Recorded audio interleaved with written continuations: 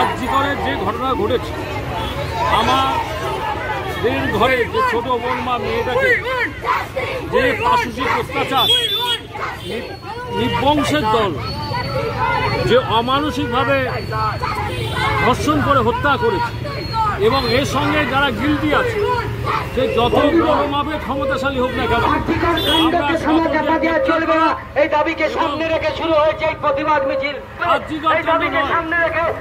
আজকে প্রশ্নচিহ্ন দেখা দিয়েছে, যদি বিগত দিনে আমাদের সেই 8 বছরের ছোট্ট মেয়েটাকে যদি সুবিচার দিতে পারতাম, আমরা যদি উন্নয়ন কাণ্ডে সুবিচার দিতে পারতাম, আমরা যদি পাঁচটিপ কাণ্ডে সুবিচার দিতে পারতাম, আমরা যদি কাকদ্বীপ কাণ্ডে সুবিচার দিতে পারতাম, হয়তো বাংলার মা বোনেদেরকে রাত জেগে তারা সুবিচারে আসায় রাস্তায় নামতেন না, সারা পশ্চিম বাংলা জুড়ে মা বোনেরা আন্দোলন করতেন। আজকে বাড়িপুরে নেমেছেন, তাই তো?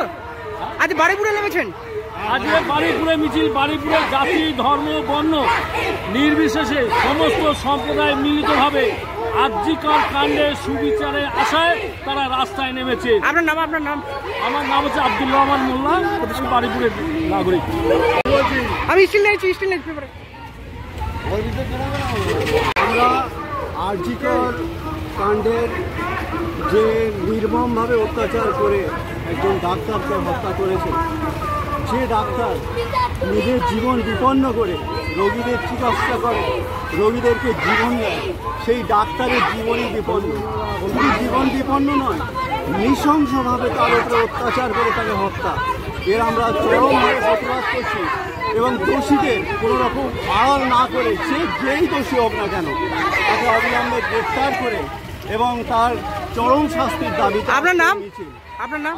আর একটা কথা, আজকে আরজিকর সহ দেশের উন্নাও, কাঠুয়া, হাতরস, গুজরাট, তারপর আরও মালদা, মুর্শিদাবাদ, বীরভূম সব গোটা দেশে সেরকমভাবে নির্মম। আপনার নাম? আপনার নাম? মানুষ সহ যাবে তাদের প্রত্যেকটা ঘটনায় দোষীদের গ্রেপ্তার এবং শাস্তির দাবি জানাচ্ছে। আমার নাম মোহাম্মদ সেলিমুল্লাহ। এই সংগঠন ছাত্রদের বলবো, এরা আরও আমাদের বাবা বয়স্ক, কাকা বয়স্ক, তারা এরা আসল কারা? আসলে আরজিকরের যে ঘটনাটা, তারা একটা বামপন্থী সংগঠন যদি সেই সময় বডিটা না আটকাতো, গোটা ভারতবর্ষ না গোটা দেশে পৃথিবীর মানুষ জানতে পারতো না আরজিকরের কী নক্ষত্রজনক ঘটনা ঘটেছে। আজকের ছাত্র সমাজের নাম করে গোটা আন্দোলনটাকে গুলিয়ে দেওয়ার চেষ্টা করছে কারা? শান্তিপূর্ণ গোটা রাজ্যের মানুষ, বিভিন্ন অংশের মানুষ, ডাক্তার থেকে শুরু করে ওদিকে বিভিন্ন শিল্পী, সমস্ত অংশের মানুষ তখন রাস্তায় নেমে আন্দোলন করছে অরাজনৈতিকভাবে, ঐক্যবদ্ধভাবে। তখন ছাত্র সমাজের নাম করে ওরা কারা আজকের গিয়ে নবান্নে কয়েকজন গিয়ে ঝামেলা পাকালো? এই প্রশ্ন তো আমরা করতে চাই। আসলে কি এদের উদ্দেশ্য আন্দোলনটাকে গুলিয়ে দেওয়া? আপনারা পথে নেমেছেন, আজকে দেখা যাচ্ছে, সেই প্রশ্ন কি বার্তা দেবেন?